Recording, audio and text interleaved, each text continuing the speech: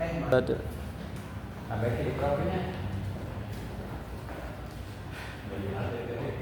Bisa dari tempat dari mana bisa pakai jualan ini di sini jadi kalau bisa nanya bisa tadi pembahasan mana apa terus. Oke. Nah sekarang anak-anak kita belajar tentang fikih dalam hukum berkurban. Oke. Coba ulangi apa? Fikih hukum berkurban. Ada yang tahu apa itu berkurban? Berkorban, apa bedanya antara pengorbanan dan berkurban? Coba ada yang tahu? berkorban dengan hewan. Nah, kalau pengorbanan, jadi Kalau berkurban itu memberikan sesuatu Pak, ya yang kita. Kalau pengorbanan itu sesuatu yang kita. nah itu betul ya. Jadi harus bisa membedakan. Nah, jadi di sini Bapak akan menerangkan mengenai berkurban itu. Nah, adapun peristiwa yang melatar belakangi peristiwa kurban ini itu ada pada zaman Nabi Ibrahim dan anaknya itu Nabi Ismail. Dan telah mana sudah kalian ketahui ya, ibadah Quran itu berasal dari syariat Nabi Ibrahim alaihissalam. Beliau itu bermimpi Allah Subhanahu wa taala itu memerintahkan gitu kepada beliau Nabi Ibrahim alaihissalam untuk menyembelih anaknya yaitu Ismail alaihissalam. Di mana di satu kejadian itu ketika hendak menyembelih Nabi Ismail itu tidak berubah, tetapi dengan keimanan kita meyakini digantikan oleh domba seperti itu. Nah, apa sih yang dimaksud atau apa sih pengertian dari berkurban? Jadi berkurban itu atau kurban adalah menyembelih hewan ternak tertentu pada hari-hari tasyrik sebagai bentuk ibadah kepada Allah Subhanahu wa taala. Nah, ini ada poin menyembelih hewan ternak tertentu. Ada yang tahu hewan ternaknya itu apa aja? Domba, sapi betul. Apa? Domba, kambing betul. Ada satu lagi? Oke, sama domba. Nah, adapun dalil yang mendasari ibadah kurban ini itu ada pada Quran surat Al-Kautsar ayat 2 anak-anak. Yang mana dalam firman Allah Subhanahu wa taala ada yang ingin membacakan. Boleh angkat tangan? Saya mau Boleh angkat tangan. Bismillahirrahmanirrahim. Fasholli li rabbika wanhar. Oke. Artinya juga mau? Boleh Pak. Maka laksanakanlah sholat karena Tuhanmu dan berkurbanlah sebagai bentuk ibadah dan mendekatkan diri kepada Allah. Nah, jadi terima kasih Narifin. Nah, jadi dalil berkurban ini ada pada Quran surat Al-Kautsar yang mana perintahnya itu maka laksanakanlah sholat karena Tuhanmu dan berkurbanlah sebagai ibadah dan mendekatkan diri kepada Allah Subhanahu wa taala. Oke, jadi setelah kita mengetahui dalilnya, pengertiannya, sekarang ada pada hukum berkurban. Nah, hukum berkurban itu sendiri itu hukumnya sunnah muakkad atau sunnah yang sangat dianjurkan. Nah, mengapa demikian? Karena hukum berkurban ini nanti akan dijelaskan mengenai syarat-syaratnya atau apa sih ketentuan-ketentuannya gitu ya. Oke, sekarang Bapak jelaskan juga ya. Yang mana syarat-syarat berkurban itu yang pertama, karena muridnya ada 4, Bapak ingin satu orang satu poin untuk dibacakan ya. Yang pertama ada Arifin. Boleh yang pertama apa? Islam Pak. Nah, apa itu Islam? Agama yang diturunkan Allah kepada Nabi Muhammad sebagai pedoman hidup manusia hingga akhir zaman. Oke, terima kasih. Sekarang Fahmi Abdul Aziz yang kedua. Berakal. Apa itu berakal? Menggunakan akal untuk menjalankan perintah Allah dan menjauhi larangannya. Nah, lalu bisa Ismail poin ketiga. Apa itu berarti? Nah, yang terakhir Haikal Fauzul poin nomor 4. Mampu Pak. Mampunya itu secara apa? Mampu memiliki kemampuan finansial. Untuk itu kenapa hukum berkurban itu sunnah muakkad itu dijawab oleh atau terjawab oleh poin keempat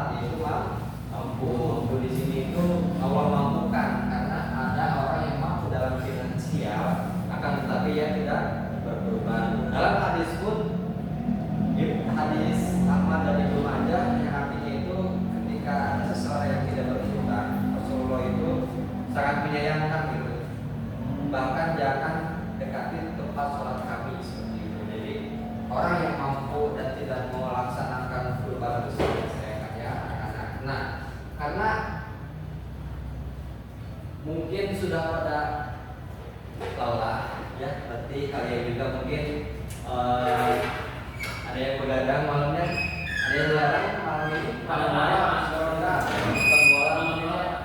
Oke, sekarang kita ice breaking terlebih dahulu ya. Ice breakingnya kalian cukup dulu saja. Ice breakingnya itu mungkin udah tidak asing lagi bagi kalian.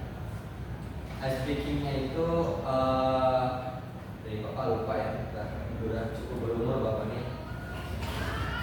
Oh itu apa namanya? Sikat. Ya gitu baru ya. Karena ya terima kasih. Itu yang minggu kemarin ya. Ya. Itu yang bapak juga itu ya. Oke. Oh iya berdiri saja biar lebih ada peregangan lah dari ya.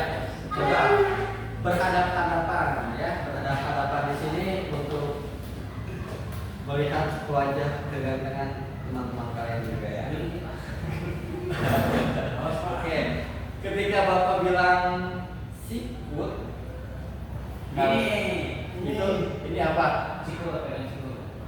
Sikut gitu ya. Iya Pak, itu begini. Iya, karena sikut itu kayak kita tuh lihat sikut kita gitu. Jadi ketika bapak bilang sikut, kalian pegang Sikut ini. Oke. Ketika bapak bilang sakit, biasanya kan kalau sakit gini ya, perut ya, karena saya sakit perut, tiba-tiba keluar mau ke kantin, sakit tuh pegang perut. Terus sikat tuh ambil barang. Kesepakatan kalian dulu ya, barang itu simpan di antara kalian satu aja apa? Jangan terlalu berat, jangan normal-normal aja ya. Nah, ketika bapak bilang sikat, diambil kayak sikat gitu kan, diambil. Oke? Siapa? Sikat. Itu baru pemanasan, fokus ya. Konsentrasi. Sikut. Sakit. Sikut. Oke, agak cepat ya. Sakit. Sikut. Sikut. Sakit. Sikat. Yang kalah semoga menang di minggu depan. Amin. Kalian duduk kembali ya. Habitat kalian masing-masing. Nah, tadi setelah ditanyakan apa aja sih yang boleh dikorbankan, kalian sudah menjawab. Itu yang pertama ada unta. Unta di sini. Ini unta ya. Ya, ini unta. Kalian tahu unta kan? Iya. Nah, yang kedua itu sapi. Ini agak keren sapinya sih. Jadi Pinterest dapat ngambilnya ya. Terus kambing. Kambing yang mana? Ada yang tahu? Kiri kanan. Kiri Paling ujung atau ini kanan atau kiri? Kanan. Ya, ini kambing ya. Bedanya tuh dengan Sama, domba ya?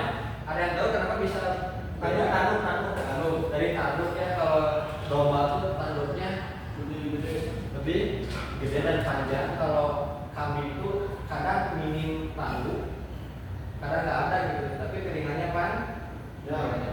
Nah, setelah kita mengetahui apa saja yang bisa dikurbankan, kita beranjak atau membahas mengenai syarat-syaratnya juga gitu. Yang mana hewan kurban ini yang pertama itu harus hewan ternak. Jadi jangan hewan curian, apalagi hewan hidup. Nanti kita yang dimakan, bukan kita yang memakan hewan kurban ya. Jadi lalu ada hewan setelah cukup umur. Jadi jangan yang masih belum punya gigi atau masih kecil banget baru lahir misalnya. Ya ada yang dimakan apanya gitu ya. Lalu ada hewan yang tidak sakit dan cacat. Jadi hewannya itu ya sehat gitu ya, berarti tidak sakit dan cacat. Nah lalu adapun tata caranya juga gitu kan. Jadi karena Islam ini agama yang sempurna gitu ya, anak-anak. Agama yang sempurna gitu ya, mana Islam itu mengatur kita dari tidur hingga bangun lagi, setuju kan? Terima. Bahkan ada doa-doanya Jadi hewan kurban disembelihnya juga itu menghadap kiblat, teman-teman bapak sekaligus anak-anak bapak. Jadi hewannya itu dihadapkan kepada kiblat. Kiblat kita kemana? Ka'bah. Ke Ka'bah.